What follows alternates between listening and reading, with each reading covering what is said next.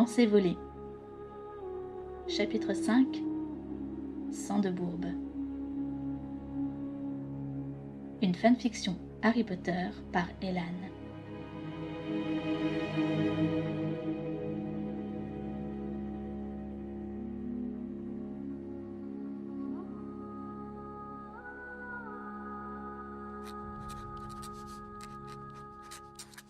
Severus. Nous revenons de notre dernier combat, et je m'évertue à soigner mes amis, mes camarades et tous ceux qui résistent au Seigneur des Ténèbres avec moi.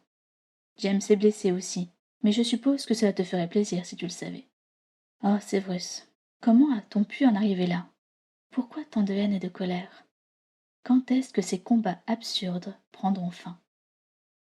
Tant de morts, de familles brisées de tous les côtés. Moldus, sang mêlé ou sang pur, Dieu ne fait pas de distinction à la fin. Nous sommes tous des humains. Pourquoi nous entretuer? Je ne comprends pas. Je ne comprendrai sans doute jamais.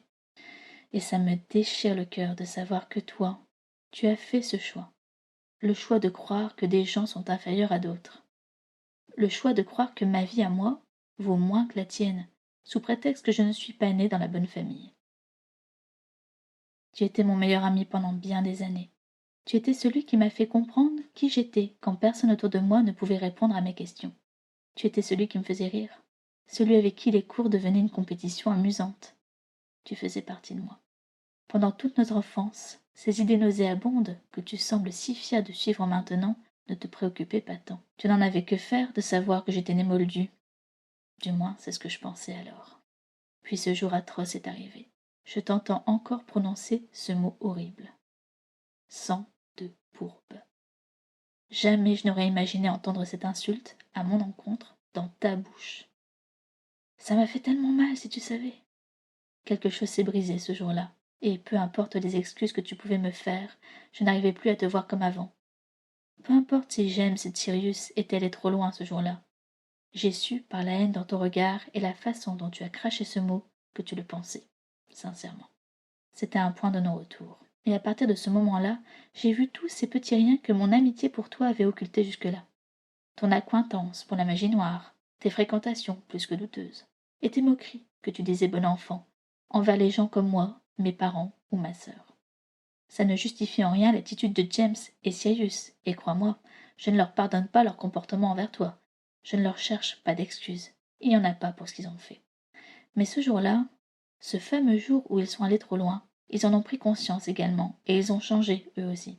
Peut-être parce que Sirius a fui sa monstrueuse famille l'été qui a suivi, et qu'il était plus apaisé, que James n'avait donc plus à lui changer les idées, ou autre chose encore. Je ne sais pas. Mais ils ont mûri cet été-là. Leurs combats se sont structurés, ils se sont disciplinés, et ils ont arrêté de semer le chaos, petit à petit. Ils ne s'en sont plus pris à toi, plus gratuitement en tout cas.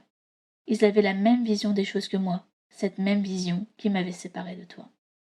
Ah, Severus, plus j'y pense, plus je me dis que le monde ne sera plus jamais le même après cette guerre. Plus le temps avance, plus les combats s'intensifient, plus je me demande quelles seront les conséquences de tout ça pour chacun de nous. Arriverons-nous à nous en sortir indemnes? Arriverons-nous à ramener la paix pour élever nos enfants dans un monde meilleur? James me trouve trop idéaliste. Il a peut-être raison, même s'il l'est, lui aussi, d'une certaine façon. Je crois qu'il faut l'être, pour se lancer comme il le fait dans une guerre comme celle-là. Il est par contre bien plus mesuré que moi. Il ne sait que trop bien, à cause de ce que Sirius a vécu ou ce que d'autres familles de sang pur qu'il a pu côtoyer pensaient, que les hommes ne peuvent pas s'empêcher de haïr la différence. Alors que personnellement, je trouve que ça fait toute la beauté du monde dans lequel nous vivons. J'aurais aimé que tu aies la même vision que moi, que tu te battes à mes côtés, pour ne pas avoir à me battre contre toi. Les choses auraient-elles été différentes pour nous deux alors? Serait-on resté amis? J'ai mal pensé. Peut-être même te serais-tu bien entendu avec James. Peut-être même que tu aurais pu prendre une place dans son groupe. Cette pensée me fait sourire. Il est difficile de vous imaginer amis. Tant de choses irréversibles se sont passées depuis bien trop longtemps. Mais pourrons-nous tout de même nous revoir après tout ça, quand cette guerre sera terminée? Pourrons-nous nous retrouver si aucun de nous ne meurt avant la fin? Je n'ai pas la réponse. J'ai beau y réfléchir, je ne sais pas. Une partie de moi aimerait te pardonner, une autre est encore trop en colère, déçue. C'est elle qui l'emporte pour le moment. Mais j'espère, un jour peut-être, renouer avec mon ami d'enfance. J'espère que tu retrouveras la raison et que tu te rendras compte que tu te bats du mauvais côté. J'espère avoir laissé cette trace en toi, et que tu ne la rejetteras pas, même si cela vient d'une sang de bourbe. J'espère avoir eu un peu plus de valeur que de la boue à tes yeux.